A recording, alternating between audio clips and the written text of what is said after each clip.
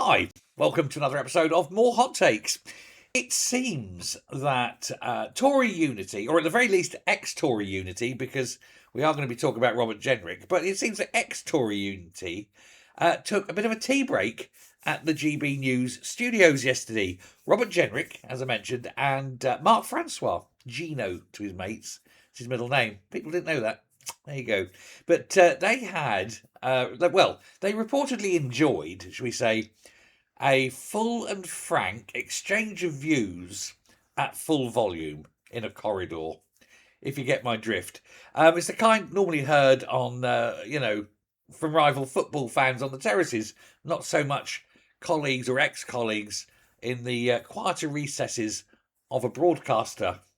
But there it is. Francois had been on. He'd just sort of finished a piece, a bit, tub thumping, desk thumping, boom, boom, boom, on behalf of the Northern Irish veterans. This was on Martin Daubney's programme. And it was shortly after Reform had accused both the government and the Conservatives of failing to stand up for the veterans, with what's happened. Then enter Jenrick and exit any kind of pretense of civility. Now, of course, before we go any further on this one, I want to say they had the big veterans thing the other day with Reform, and it was very good.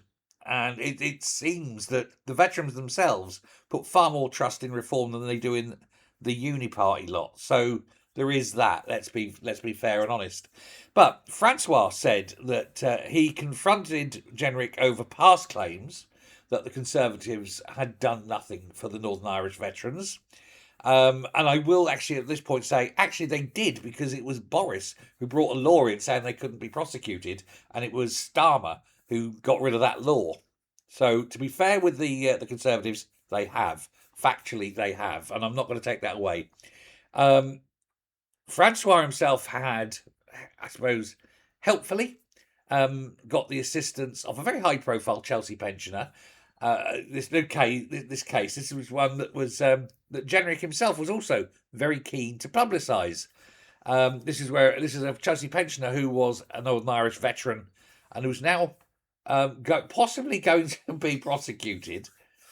If he is, it could end his Chelsea pension.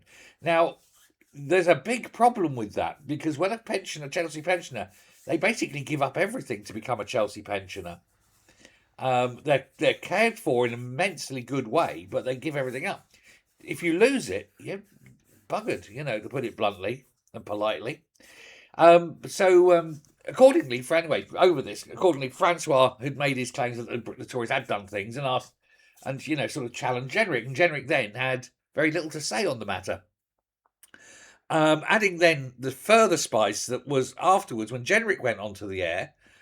He was describing Francois and Ian Duncan Smith as lone voices on the veterans, which is, I think, Westminster code for thanks, but you're also on your own, mate.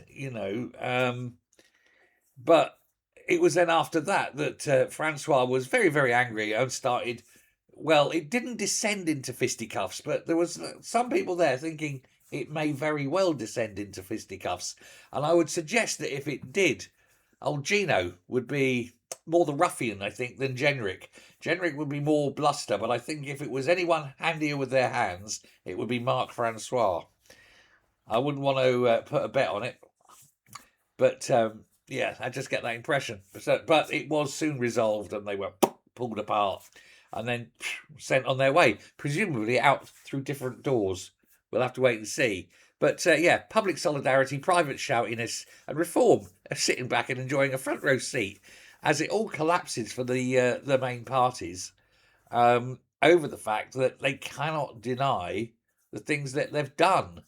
But I will be fair, like I say, on this one and say, actually, no, the Tories did do something. It was Labour that absolutely destroyed it. It's Labour who is owed absolutely nothing. But there we go. Fisticuffs before dawn. Lovely.